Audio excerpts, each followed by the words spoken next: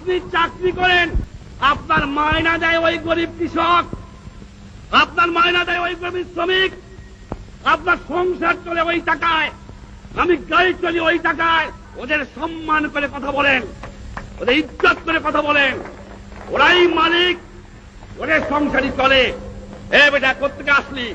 সরকারি কর্মচারীকে বলবো, মনে রেখো এই স্বাধীন দেশ ব্রিটিশ কলোনি নয়, পাকিস্তানি কলোনি নয়। যে লোককে দেখবা তার চেহারাটা মতো বাবার মতো, তোমার ভাইয়ের মতো, ওর পরিশ্রমের পয়সা ওরাই হবে সম্মান বেশি পাবে, কারণ ওরা নিজে কামাই করে খায়।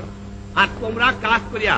একটা কথা জিজ্ঞাসা করি আপনাদের কাছে, মনে করবেন না কিছু, আমাদের কাছে জিজ্ঞাসা করি, আপনাদের বলবো কেন, আমি তো আপনাদের একজন। আমাদের লেখাপড়া শিখাইছে কিনা? আমার বাপ মা। আমরা মনে করি বাপ মা। আমাদের লেখাপড়া শিখাইছে কে? আমার আজ ডাক্তারি পাস করায় কে? আজ ইঞ্জিনিয়ারিং পাস করায় কে? আজ সায়েন্স পাস করায় কে? আজ বৈজ্ঞানিক করে কে? আজ অফিসার করে কে? কার টাকায়? আপনাদের কাছে আমার জিজ্ঞাসা, শিক্ষিত ভাইরা, আপনার লেখাপড়ার খোঁজ করে দিয়েছে শুধু আপনার সংসার দেখার জন্য নয়, আপনার ছেলে মেয়ে দেখার জন্য নয়, দিয়েছে তাদের আপনি কাজ করবেন, সেবা করবেন। তাদের আপনি কি দিয়েছেন, কি ফেরত দিচ্ছেন, কতটুকু দিচ্ছেন?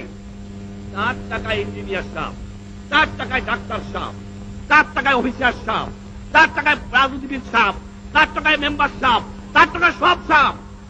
সমাজ যেন গুণে ধরে গেছে। এই সমাজকে আমি চরম আঘাত করতে চাই। এই আঘাত করতে চাই যে আঘাত করেছিলাম পাকিস্তানিদের, সে আঘাত করতে চাই এই গুণে ধরা সমাজ ব্যবস্থাকে।